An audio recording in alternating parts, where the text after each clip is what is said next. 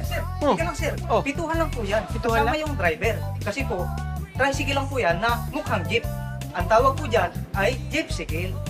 Eh, kaya naman pala, hindi ko naman alam yan na nangyari ni Jeepcycle naman.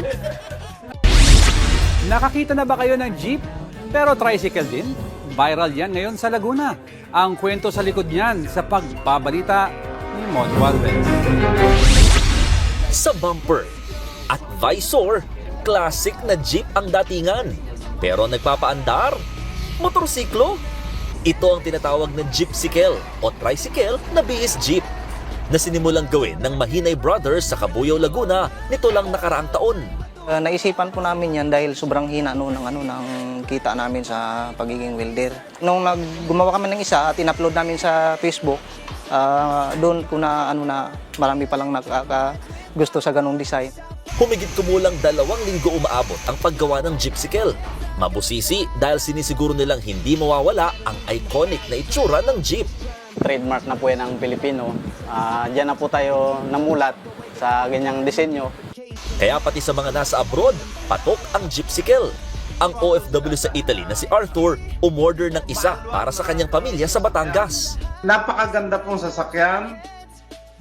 Kung babiyahe ka lang mula sa barangay mo hanggang bayan, pamalengke, at lalo na pagpunta-punta sa mga kapitbahay, pag magmarites ka, lalo-lalo na.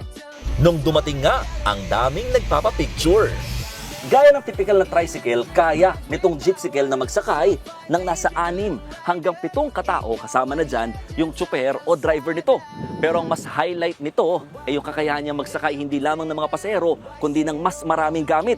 Bukod kasi sa top load nitong unit, pwede rin lagyan itong hood ng jeepcycle. Kala mo makina, di ba? Eto pa, nito lang Abril, gumawa sila ng jeep na talaga pero 5-footer lang at malapad lang ng konti sa tricycle. Waluhan ang kasya dyan. Total, kino-customize nyo naman yung mga mini jeepney, no? Pero pwede ba ako mag-request, for example, kung order ako, dagdagan ko yung dami ng tao na pwedeng makaupo dito sa mini jeepney ninyo. Pwede ba yun? Pwede naman, sir, kaya lang hindi ganong kalakihan kasi motor engine lang po ito. Sa mga interesado, 85 hanggang 120,000 pesos ang kada unit ng jeepcycle, habang nasa 250,000 pesos naman ang 5E mini jeep. Ako, si Mon Gualvez, para sa 1PH. Traditional jeep ng mga Pinoy dito sa Cabuyao, Laguna. May hybrid version. Uluan! Uluan! Oh. Okay.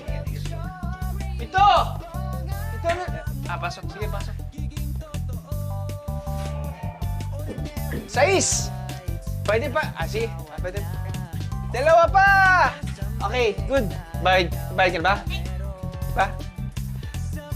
Pwede pa isa? Isa pa! Isa pa! Uy, Manong! Isa pa! Sir. Oh. Teka lang, sir. Oh. Pituhan lang po yan. Pituhan Kasama lang? yung driver. Kasi po, tricycle lang po yan na mukhang jeep. Ang tawag po dyan ay jeepcycle. Eh, kaya naman pala, hindi ko naman alam yan na nangyari ni Jeepcycle naman. Ito ang Jeepcycle. Ang tricycle na mukhang jeep na pakulo ni Eric. Ikaw, anong naramdaman mo nung, patok yung ideya?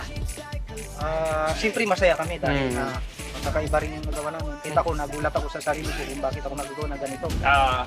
Dahil na rin siguro sa pangarap ko rin na umanda rin yung namin. Buhay mo. Buhay mo. Ang Jeepcycle na ito sa mga piling lugar lang sa Cabuyao pwedeng ipasada. Dahil sa natatangin nitong itsura, ang mga umu-order kay Eric hindi lang mga taga Laguna. Nakarating na po ng Palawan, Luzon, Visayas, Mindanao. Wow. Ang galing. Wow. Nakaka-proud.